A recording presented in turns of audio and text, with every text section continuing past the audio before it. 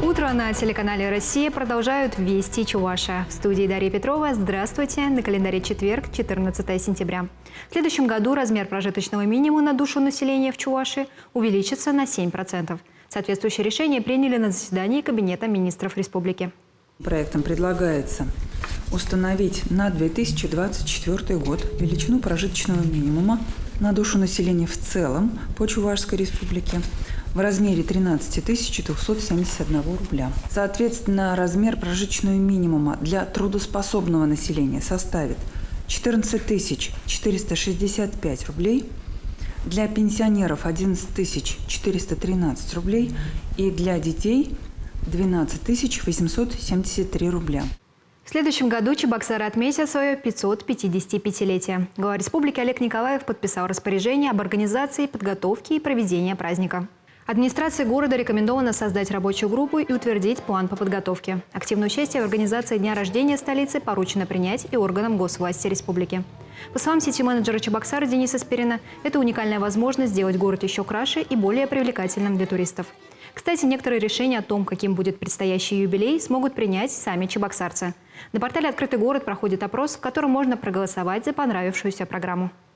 Сегодня Чувашский драматический театр имени Константина Иванова отметит сразу две даты – открытие 106-го сезона и 130-летия режиссера и драматурга Якима Максимова-Кошкинского.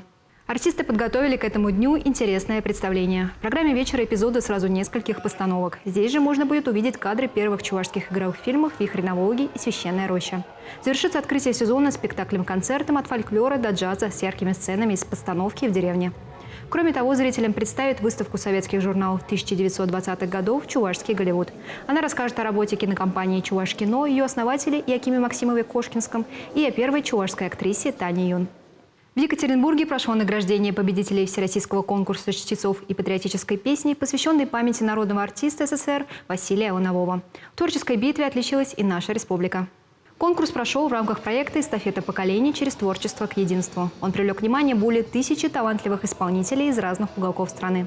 Защищать честь нашего региона поехала руководитель поискового отряда «Отчизна» Валентина Семенова. Она заняла первое место с авторской песней «Эстафета поколений» в номинации «Приз зрительских симпатий». Кстати, победители конкурса приехали в Екатеринбург не только на церемонию награждения. Они также побывали в окружном клиническом военном госпитале, где порадовали пациентов своим мини-концертом.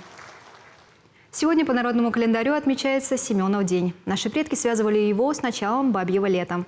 Существует примета, что если погода в этот день ясная, то и осень будет теплая. На этом я с вами прощаюсь. Оставайтесь на телеканале «Россия».